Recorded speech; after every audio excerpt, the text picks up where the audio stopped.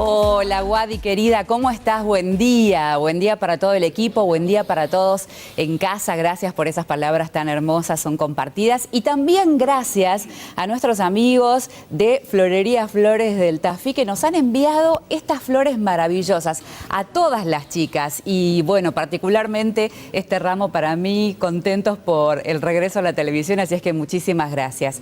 Nos ocupamos de la nota del día de hoy. Hablábamos recién de la educación. Y la educación tiene tantas aristas. Nuestra Argentina es tan grande y además también tenemos que decir que las diferencias están centradas. No todos tienen acceso a una computadora, no todos tienen inclusive las necesidades mínimas cumplidas. Hay una tarea itinerante que recorre distintos puntos del país, precisamente en lugares en donde todos los beneficios no son los que se encuentran y además trabajando con personas que requieren mucha ayuda. Él es Julio Manuel Pereira, está junto a nosotros. Profesor, ¿cómo le va? Muy pero muy buenos días. Buen día, gracias por la oportunidad de compartir esto que hacemos. Por favor, un gusto, porque vamos a hablar de la escuelita ambulante Caminos de Tizas, que es una de las actividades que realizás. Me permito tutearte, profe. Háblanos de esta escuelita, ¿en qué consiste? Caminos de Tizas es la única propuesta de educación itinerante en Latinoamérica para niños con y sin discapacidad, que abarca diferentes preceptos, entre ellos trabajar en los basurales, las colonias rurales y lo que es las comunidades indígenas originarias de Argentina. Cuando se habla de discapacidad, usualmente hablamos de centros urbanos, o cuando hablamos de inclusión educativa, hablamos del pasaje de niños de escuela especial a escuelas comunes. En los contextos que habitamos no existe el concepto de escuela común. Las escuelas rurales son multigrado o plurigrado, las escuelas interculturales bilingües se habla más de una lengua, no hay docente de apoyo a la inclusión, hay auxiliares docentes indígenas, y en esos contextos nosotros educamos, en esto de educar para incluir, incluir para educar, dejando capacidad instalada, formando a otros educadores en estrategias de intervención para estimulación temprana, apoyo escolar, alfabetización, algo que también venimos realizando en este momento en Trancas también, así que acá en Tucumán estamos. En la provincia, bueno, porque vos sos uruguayo, pero sos argentino. Soy rioplatense, hijo de la patria grande, creo que las problemáticas que abordamos no conocen de fronteras. Es verdad, nosotros te queremos adoptar, ¿viste? Pero es importante llamarte hijo de la patria grande. Estás recorriendo ya desde hace varios años el país, sobre todo el NEA, has ido al sur, estás en Tucumán. ¿Cuál es esta realidad con la que te encontrás? A ver, la realidad es que hay muchos discursos sobre la inclusión. Yo soy una persona que está en contra de la inclusión educativa, por cierto, hablo de educación no excluyente, que es otra cosa, ¿sí? Porque si no parece que siempre se habla de personas con discapacidad. Y hay jóvenes y adultos, hay, ¿sí? ¿Cómo trabajamos en escuelas rurales la inclusión? ¿Cómo miramos la inclusión no infantilizada?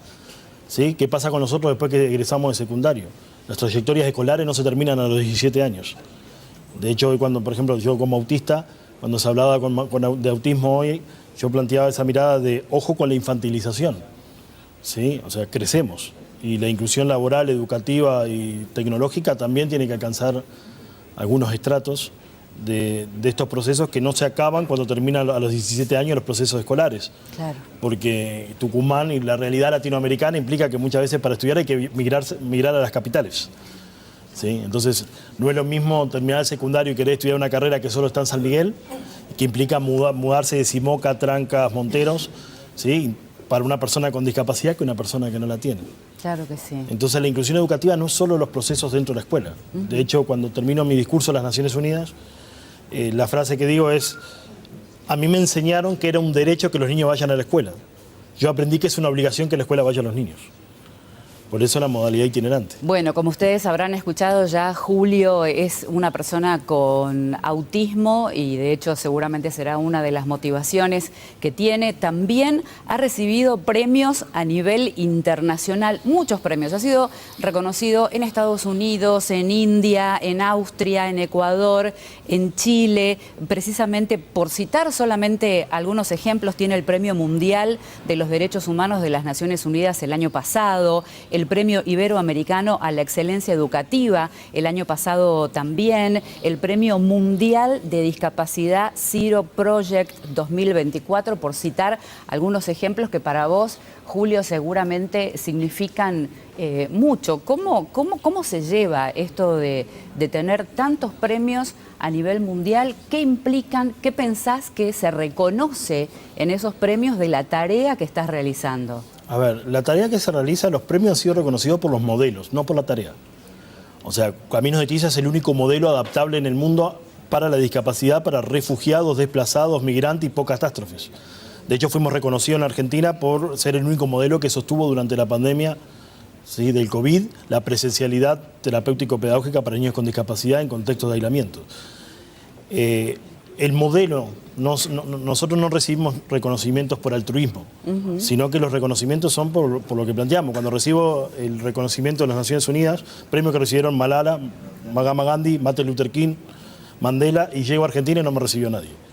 Recibirme también implica aceptar que hay tráfico de niños, hay tráfico de personas, trata de personas, hay mortalidad y trabajo infantil, hay zoonosis y parasitosis, y de hecho cuando me reconocen rescatamos 700 niños del trabajo infantil, ¿sí? y la pérdida en la triple frontera. Eso es lo que nos lleva a la invisibilización, ¿sí? Lo no mediático, estos espacios no se me suelen dar. ¿Sí? La apertura que tengo en Tucumán, a mí me trae la coordinación del legislador Roberto El Tigre Moreno, ¿sí? Cuando ve que este trabajo tiene un impacto y que puede ser replicado. De hecho, estamos presentando de manera conjunta marcos normativos para debatir en la legislatura. Sí. Y la Municipalidad de Trancas me abre un espacio donde hoy estamos capacitando, estaban viendo imágenes, estamos recorriendo chicos de la zona de Benjamín Paz, San José y Trancas, Sí. formando referentes para que den capacidad instalada y esto se mantenga. Porque hablemos del modelo de esta escuelita. Precisamente vos vas a un lugar, te instalás, ¿y cuál es la tarea que realizás? Bueno, junto con mi pareja, Janina, que es mi referente de género, que también trabaja educación sexual integral, la prevención del abuso sexual, los métodos anticonceptivos, bla, bla, bla, lo que hacemos es dejar capacidad instalada. Llegamos, por ejemplo, a una casa, hay niveles individuales y comunitarios. Tenemos una persona con discapacidad, primero le hacemos atender y entender qué implica ese diagnóstico. Generamos los recursos a través de donaciones, puentes solidarios mundiales, ¿sí? Le enseñamos a usar desde un nebulizador, un colchón antiescara, una órtesis, una prótesis, un diseño de un bipedestador de bajo impacto, y formamos a los padres para que mantengan las secuencias terapéutico-pedagógicas, no necesiten del profesional, no tengan que viajar 2 horas por día desde Trancas, claro, para venir a recibir 40 minutos de masajes acá, sino que se le enseña cómo hacer, cómo prevenir una escara, cómo trabajar higiene postural y a la vez cómo alfabetizarlo, usar un comunicador alternativo, estructuras visoespaciales, no lengua de señas, porque en este momento no tenemos un referente sordo, pero sí visoespaciales para generar estructura del lenguaje. Cuando tú formás a los padres, ya no pasa como el sistema educativo que de diciembre a marzo quedan excluidos del sistema y pierden procesos terapéuticos o pedagógicos, sino que das una herramienta de trabajo que logra saltos cuantitativos. A nosotros lo cualitativo es subjetivo. Nosotros, sí, entonces nos dicen, bueno, ¿qué logro tener? 0 embarazo infantil en 5 años, 100% de alfabetización en los mayores de 10 años, 0 mortalidad infantil, ¿sí? 0 casamiento de niñas con adultos en las comunidades. Es enorme ese logro. Sin embargo, somos invisibilizados. Entonces lo más triste que nos sucede es que nos reconozcan en el mundo y en Argentina tenga que andar llorando a veces no en Tucumán. Por eso el cariño que uno tiene, que ya se ha querenciado, sí, y ha generado estas políticas públicas, encontramos una apertura institucional muy importante. En otras provincias estamos literalmente censurados. Cuando hablo censurado, mandar a arrancar mi nombre de una escuela. ¿Sí? O sea, visibilizar las realidades no siempre es bienvenido. Claro. Sin embargo, acá encontré una apertura de que, bueno, ya que planteas una opción, no viene una crítica, sí, viene el planteo de un ofrecimiento, una alternativa, fue bien recibida.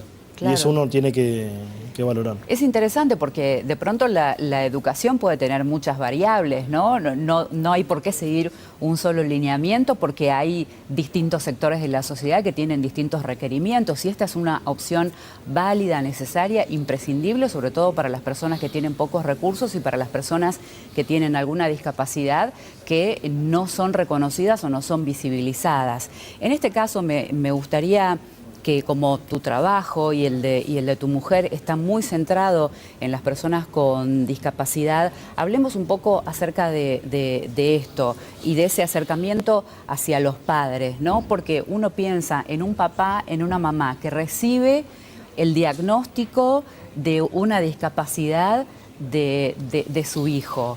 ¿Qué decirle? ¿Cómo orientarla? Lo primero que nada, Yanni tiene microtia, hipoacusia y parálisis. Yo tengo autismo, síndrome de Savant y encima estenosis valvular severa, criptorquidia. No hablamos de inclusión, somos la inclusión. La mirada de los padres al conocernos cambia la representación de sus hijos. Somos personas con discapacidad atravesando lo que vivieron nuestros padres, ¿sí? Entonces, en vez de ponernos nosotros en su lugar, ¿sí?, ponemos a ellos en el lugar de nuestros padres y intentamos darle voz a los hijos, sacarles el peso de la responsabilidad para ponerlo en el lugar de lo que hay que hacer, ¿sí? Sacarlo de la mirada romántica. Claro. Sí, o sea, hay suicidio en la discapacidad, hay abuso en la discapacidad, hay mortalidad en la discapacidad y hay padres, 7 de cada 10 padres abandonan, o sea, el padre, la figura paternal se va. ¿Sí? Las madres que terminan criando hijos solas, acompañados eventualmente de abuelas. Esas son realidades que a veces, yo cuando uno les empieza a compartir, ¿entienden? Mi madre lloraba en silencio a ver qué iba a hacer de mi vida cuando ella no estuviera, lo volvés a humanizar. Lo sacás del lugar de paciente. Cuando hoy escuchaba algunas miradas, podés crearlo. De hecho, el centro de referencia de autismo que había en San Miguel de Tucumán, ¿sí?, me tiene cerradas las puertas. ¿Sí? Porque cuando uno dice no mercantilicen, no utilicen, no politicen, o sea, detrás de esto hay vidas. Y una de las grandes lógicas que nosotros queremos romper es salgan de los diagnósticos. Porque vienen ahora la inclusión de los pictogramas. Nosotros con Janina trabajamos con autistas ciegos. Se te cayó todo el manual, ¿sí? O que no hablan español, hablan guaraní o portuñol. De hecho, tenemos que hablar 4 lenguas en el mismo espacio. Tenemos que hablar portugués, guaraní, español y lengua de señas en el mismo lugar. Entonces, a veces se te caen todos los manuales de la inclusión, la accesibilidad cognitiva, el lenguaje inclusivo. Esas son cosas que quedan bien, pero no son funcionales. Entonces, de ese lugar uno viene y dice, sí, hay planteos que son interesantes, pero van 10 años atrás. Claro. Julio, vos llevás esta tarea ad honorem y la gente hace aportes importantes porque vos también colaborás con los lugares a donde vas. Antes de contarme cómo la gente se puede poner en contacto con ustedes y cómo acercarse, yo pienso, ¿no?, hacer esta tarea ad honorem, viajar por el país con el nivel de compromiso con el que lo haces. ¿Cuál es tu motivación personal, ¿no? ¿Qué pasó dentro de Julio que de pronto decidió salir a hacer esto? No quiero que otros padres y otras personas vivan lo que yo viví. Hoy abunda la información, pero sigue la discriminación. En este país no te discriminan por un diagnóstico. Hay personas que poseen un diagnóstico y otros que la padecen. Eso depende de dónde vivas y qué clase social tengas. ¿Sí? O sea, no quiero que otros padres vivan el sufrimiento que vivieron mis papás por no entender, no conocer. ¿Sí? Los prejuicios y los estigmas sociales, la huerfandad emocional de mis hermanas, que fueron dejadas de lado porque mi mamá tuvo que dejar hasta de trabajar para poder cuidarme. Cuando uno tiene esa carga, tiene una responsabilidad de devolver a la sociedad lo que la sociedad le dio. Esto no es altruismo, es una forma de denuncia y protesta constructiva y propositiva. De hecho, lo hago con una carga de violencia muy grande. O sea, claro, diría Paulo Freire, el docente tiene que marchar con el justo enojo. Por eso esa mirada romántica de que está todo... No está todo bien. Mis compañeros se suicidan. Porque la sociedad te dice que hay que incluir. Y vienen y te dicen, pirotecnia cero. Sí, está bien todo con la pirotecnia cero, pero yo no puedo decirle a la sociedad que se adapta a nosotros. O sea, toda esa lógica del autismo hay que adaptar el camino para las personas. No. Nosotros trabajamos neuropsico entrenando y dando herramientas para que la persona se adapte al camino. Yo te enseño a usar tapones industriales para prevenir el impacto sonoro, que también es un mito, ¿eh? O sea, porque vienen y dicen la hora silenciosa. Eso está absolutamente infantilizando la discapacidad. El autismo está absolutamente infantilizado. La discapacidad toda, asexuada. romantizada y somos mercancía. Estamos mercantilizados. De hecho, usted entra a las redes sociales y los padres te ofrecen como, busco maestra integradora para tal turno, tal obra social. O sea, no es, vamos a ver qué proyecto me presentás, cómo combinamos, vamos a ver si hay una respuesta de... No.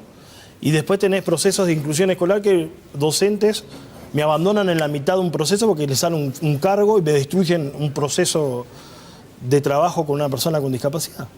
Julio, agradecerte profundamente por tu presencia. Ha sido un gran gusto. ¿A dónde te pueden seguir, por favor, en las redes sociales? Escuelita Ambulante Camino de Tiza, es importante. Quiero destacar también que antes de llegar a Tucumán, con el banco de anteojos, ¿sí?, que es algo muy importante que se tiene en Tucumán a través de la Fundación Hacer Futuro, hemos resuelto problemáticas del medio de la selva en Misiones. Bravo. Para que vean los intercambios, lo importante que es este tipo de espacio. Enrique me contacta un día y le hemos dado lentes. De hecho, de acá vamos para ahí porque le trajimos marcos para trabajar. El municipio me abre las puertas, ustedes me abrieron las puertas, así que... Es tanto lo que podríamos hablar, Julio, el tiempo tirano de la televisión. Te agradezco mucho, ¿eh? Hay Muchas potate gracias. con buey porá.